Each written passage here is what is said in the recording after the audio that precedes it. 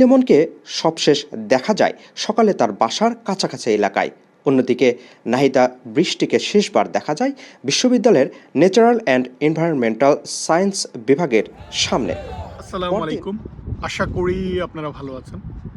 16 April 2026 university of south Florida থেকে বাংলাদেশি দুইজন ছাত্রছাত্রী হঠাৎ করে ওই জায়গা থেকে ওদের কোনো হদিস পাওয়া যাচ্ছিল। দুইজনের নাম আপনারা ইতিমধ্যেই জেনেছেন, একজন হচ্ছে জামিল লিমন, আরেকজন হচ্ছে নাহিদা সুলতানা। ওরা বাংলাদেশ থেকে এই জায়গাটা এসেছিল পিএইচডি করার জন্য, তারা পিএইচডি করছিল। সো সর্বশেষ লিমনকে দেখা গিয়েছিল যে 16 এপ্রিল 9টার দিকে, অর্থাৎ 9টার সময় সে বাসা থেকে বের হয়ে যায়। তারপর তার আর কোনো খোঁজ নেই। আর ক্যাম্পাস থেকে তার বন্ধু যে জামিল লিমনের ফোন পেয়ে যে নাহিদা সুলতানা, সে 10টার সময় সে ক্যাম্পাসে ছিল, ক্যাম্পাস থেকে বের হয়। তারপর আর তার কোনো হদিস নেই। এরপর এটা নিয়ে যখন অভিযোগ করা হয় বা সোশ্যাল মিডিয়ায় সমালোচনা বা যখন এটা মিডিয়ায় আসে, পুলিশ আস্তে আস্তে তদন্ত শুরু করে এবং উৎকণ্ঠা বা আমরা যারা প্রবাসে আছি বা বাংলাদেশ থেকেও যারা, এটা যেহেতু বাংলাদেশের মেধাবী ছাত্রছাত্রী তারা এই জায়গাটা এসেছে, তাদের কোনো হদিস পাওয়া যাচ্ছিল না। এটা সবাই টেনশানে, অর্থাৎ সবাই এটা নিয়ে টেনশান করছিল। তারপর যেটা হলো যে পুলিশ জামিলের যে রুমমেটকে সে সন্দেহের তালিকায় রাখে। I am heartbroken to announce the discovery of human remains discovered on the Howard Franklin Bridge earlier this morning. Just now, those remains were positively identified to Zamil.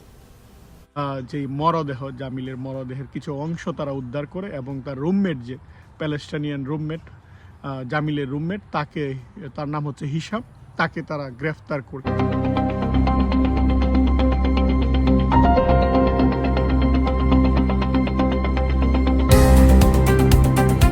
এটা গ্রেফতার করার পর আস্তে আস্তে বের হয়ে আসছে। এখনও আমরা সম্পূর্ণ জানি না কি ঘটনা ঘটেছে, যে কি তাদের মধ্যে কি ঝামেলা ছিল বা কেনই বা সে কি তাদের কি কারণে তাদের উপর এরকম চড়া হয়। হিসামের যদি ব্যাকগ্রাউন্ড আমরা দেখি তাহলে দেখি সে মাদকাসক্ত ছিল, অর্থাৎ তার বিরুদ্ধে চুরির অভিযোগ ছিল। সে যদিও এই ইউনিভার্সিটির আগের ছাত্র ছিল, কিন্তু এখন সে ছাত্র না। কিন্তু এই যে অর্থাৎ ঘটনা, দেখুন এই ঘটনা থেকে কিন্তু আমাদের একদিকে আমরা যেমন টেনশন করছি, অন্যদিকে এটা কিন্তু যারা এখানে আমেরিকায় আছে তাদের জন্য একটা শিক্ষা, যারা ভবিষ্যতে আমেরিকায় আসবে তাদের জন্য কিন্তু একটা শিক্ষা। অনেকেই হয়তো ভাবছেন তাহলে যে নাহিদা সুলতানা বৃষ্টি, তার ভাগ্যে কি ঘটেছে। ডিএনএ টেস্টের মাধ্যমে এটাও নিশ্চিত হওয়া গিয়েছে, আমি যতটুকু শুনেছি, যে সে হয়তো বেঁচে নেই। অর্থাৎ তারা দুইজনকেই হত্যা করা হয়েছে এবং হত্যা করার পর তাদের লাশ বা তাদের মরদেহ গুম করা সে চেষ্টা করছিল। সেই জায়গা থেকেই ব্রিজের একটা জায়গা থেকে তার জামিলের দেহের কিছু অংশ পুলিশ উদ্ধার করতে পেরেছে। এটা নিয়ে এখন তুমুল আলোচনা আমেরিকায়, মিডিয়ায় বা বাংলাদেশ সব জায়গায়, যে এরকম একটা ঘটনা। তারা আমেরিকান যে একটা ড্রিম, তারা স্বপ্ন নিয়ে এই জায়গাটায় পড়তে এসেছিল। আর সেই কেউ চায় না, বা যে কোনো পরিবারের দিক থেকে চিন্তা করেন যে যখন এরকমভাবে বিদেশের মাটিতে এরকম একটা ঘটনা ঘটে, আমরা কেউ কিন্তু এরকম চাই না। আমরা সবাই কিন্তু চাই যে আপনার যে স্বপ্ন সেটা সফল হোক, বা আমি যে জায়গাটায় আছি আমরা যেন নিরাপদে থাকতে পারি, সেটা দেশে হোক দেশের বাইরে হোক। এই জায়গাটা এখন নিরাপত্তা কিন্তু আগেও একটা ইস্যু ছিল। আমি আমার অনেক ভিডিওতে বলি যে বাংলাদেশে যেমন একটা ভালো এরিয়া রয়েছে, কিছু এরিয়া যেমন আপনি রাতের বেলা ওই জায়গাটা একা যেতে ভয় পাবেন যে ওখানে ছিনতাই হয়। আমেরিকাও কিন্তু এরকম অনেক জায়গা রয়েছে যেখানে সব সময় ওই জায়গাটা নিরাপদ না। আমাদের ওই জায়গাগুলোকে অ্যাভয়েড করে চলতে হয়। নতুন অবস্থায় যখন আমরা আসি অনেকেই এটা চিন্তা করতে পারি না, অনেকে মনে করি যে আমেরিকা উন্নত দেশ, সব জায়গায় নিরাপদ। কিন্তু এখানে যেটা হয় যে আপনি যে জায়গাটায় বাসা নেবেন, আমি অনেক সময় নতুন ছাত্রছাত্রীদেরকে বলি যে বাসা কার সাথে নিচ্ছেন, কোন পরিবেশে নিচ্ছেন, সেটাই ইম্পর্টেন্ট। অনেক সময় অনেকেই ইউনিভার্সিটি হোস্টেলে রুমমেট হিসেবে থাকে, রুমমেট কীরকম বা তার অ্যাক্টিভিটি কেমন, তার ব্যাকগ্রাউন্ড কেমন, সেটাও কিন্তু আপনারা চেক করবেন। আপনার কাছে হয়তো মনে হতে পারে সে এখন ভালো হয়ে গিয়েছে, কিন্তু কখন তার মধ্যে আবার কি চলে সেটা আপনি বুঝতে পারবেন না। কারণ এখানকার অনেক স্ট্রেসফুল লাইফ থেকে অনেকেই যেটা হয় যে আপনি হয়তো ভালো আছেন সেটা তার সহ্য হবে না, আপনি এটা হয়তো চিন্তাও করতে পারবেন না। এখানে অনেক ক্ষেত্রে যেটা হয় যে আপনার বাড়ির সামনে হয়তো একটা দামি গাড়ি পার্ক করা, কিন্তু নেইবর হয়তো সেটা আপনার পছন্দ করছে না, তার হয়তো ভালো লাগছে না যে আপনার কেন দামি গাড়ি থাকবে, কিন্তু তার সাথে হয়তো আপনার কোনো কথাও হয় নাই, কোনো আলোচনা হয় নাই, কিন্তু সে যে ভিতরে ভিতরে ক্ষিপ্ত হয়ে আছে আপনি বুঝতে পারবেন না। এই জিনিসগুলো আপনাকে বুঝতে হবে। ফলে যেটা হয় যে রুমমেটকে সেটা আপনারা দেখবেন, বা অনেক সময় আমি বলি যে আপনার পাশের বাসায় কি আছে, বা আপনি যখন অ্যাপার্টমেন্ট ভাড়া নেবেন সেটাও ইম্পর্টেন্ট। এরকম অনেক ঘটনা আমি দেখেছি যে ওরা শনিবার দিন বা শুক্রবার দিন রাত্রে পার্টি করছে, আনন্দ করছে, হঠাৎ করে তারা গোলাগুলি শুরু করে দিল। এখন আপনার মনে হতে পারে যে পাশের বাড়িতে গোলাগুলি হচ্ছে, আমার সমস্যা কি? আপনার অবশ্যই সমস্যা, বা আপনার অবশ্যই এটা এই বাসা ত্যাগ করা উচিত, কারণ আপনি জানেন না যে কখন সেটা আবার আপনার গায়ে চলে আসবে। আপনি যখন বাসায় ঢুকবেন, বাসা থেকে বের হবেন, এই সময় তারা ঘটনা ঘটিয়ে ফেলতে পারে। ফলে আপনি কিন্তু পরিবেশ দেখলেই বা আশেপাশে দেখলেই কিন্তু আপনার রিয়েলাইজ করা উচিত যে পরিবেশটা কেমন, বা এখানে কিন্তু অনলাইনে সার্চ দিলেই পাওয়া যায় যে এই জায়গাটা কেমন নিরাপদ। সো ওই জায়গাগুলো দেখেই কিন্তু আমাদের বাসা নির্বাচন করা উচিত। ইউনিভার্সিটির আশেপাশে যে জায়গায় থাকবেন এই জিনিসগুলো দেখা উচিত।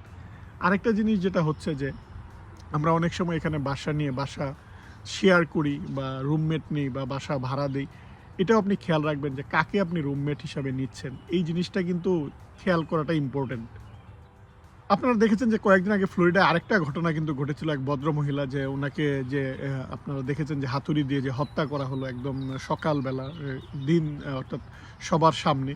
সো এই জায়গাটায় দেখুন, সে কিন্তু ইন্টেনশনালি তার গাড়ি ভাঙচুর শুরু করেছিল সে যেন বের হয়ে আসে।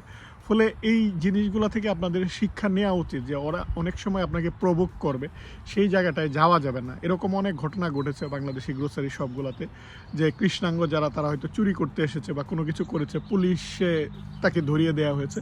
পুলিশে যাওয়ার পর এখানে আপনারা জানেন যে অনেক সময় তারা আবার জামিনে বের হয়ে আসে, বের হয়ে আসার পর কিন্তু তারা আবার তাকে হত্যা করেছে। এরকম অনেক ঘটনা, এই ঘটনাগুলো কিন্তু আমাদের জানা উচিত।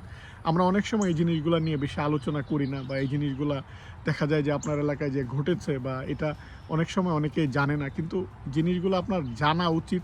বা এই জিনিসগুলো কোন জায়গায় ঘটতে পারে, প্রত্যেকটা স্টেটের প্রত্যেকটা এলাকায় কিন্তু আপনার ভালো এলাকা যেমন রয়েছে, তেমনি আপনার খারাপ এলাকা রয়েছে। সো আপনি কোন এলাকাটা নির্বাচন করছেন সেটা ইম্পর্টেন্ট। আমি সবসময় আপনাদেরকে বলি যে কোন ইউনিভার্সিটি নিচ্ছেন, ইউনিভার্সিটি এরিয়া কেমন, ইউনিভার্সিটির পাশাপাশি বাঙালি কমিউনিটি কেমন, সেটা কিন্তু আপনাকে দেখতে হবে। আমরা যখন এই জায়গাটায় আসি স্টুডেন্ট হিসাবে, এখানে পড়ালেখার পাশাপাশি আপনার অনেকগুলো স্ট্রেস মোকাবেলা করতে হয়। এর মধ্যে একটা হচ্ছে ইমিগ্রেশন স্ট্রেস। আপনার ইমিগ্রেশন একটা ইস্যু, ইমিগ্রেশন যে প্রসেসিং সেটা, পড়ালেখার একটা চাপ থাকে সেটা।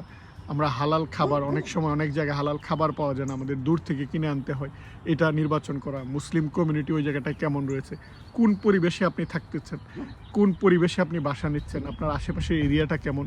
অনেক সময় দেখা যায় যে স্টুডেন্টের যেহেতু ফান্ডিং কম থাকে, টাকা কম থাকে, তারা একটু কম দামের বাসা নিতে চায়। এটা কিন্তু আমি আপনাদেরকে বারবার বলেছি যে আমেরিকায় যখন আপনি কম দামের কোনো কিছুতে যাবেন, অন্যান্য অনেক কিছু কিন্তু আপনাকে বিসর্জন দিতে হবে। আপনি যখন একটা কম দামের খাবার খেতে যাচ্ছেন, খাবারের কোয়ালিটি আপনাকে বিসর্জন দিতে হবে। ফলে এই জিনিসগুলো কিন্তু একটার সাথে আরেকটা পরিপূরক।